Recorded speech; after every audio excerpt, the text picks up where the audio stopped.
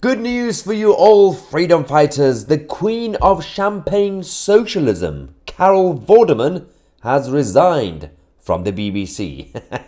This is beautiful. Absolutely beautiful. So, we have talked a lot about the role of the BBC, not just in Britannia, but across the world because of the BBC World Service, and how the credibility is being completely undermined. Everything has gone down, mostly because of the quality of so-called journalism that they have, and of course their biases and their double standards. But one issue that they've recently been challenged about was actually the social media guidelines for people who are linked to the BBC. Now, Carol Vorderman is a bit of a nutter. She's a socialist. She rants about everything that the government does, but I don't have a problem with her having her opinions.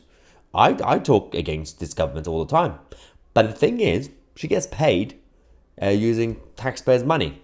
It's a public institution, and technically speaking, there has to be clear guidelines. Now, the BBC have been all over the place over the last few years with their social media guidelines, what you can tweet, what you can't tweet, as someone who works for the BBC. Gary Lineker is a good example. Now, obviously, they've clarified, they upgraded the guidelines, and Carol is not happy. She said the BBC recently introduced new social media guidelines, which I respect. Sure.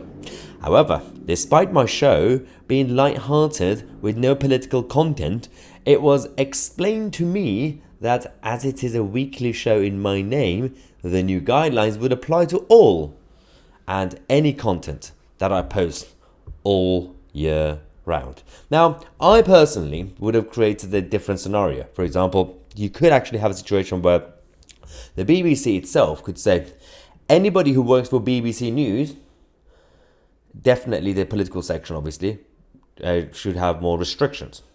Which means I would turn the BBC, if we have to have the BBC, I would turn the BBC into BBC News.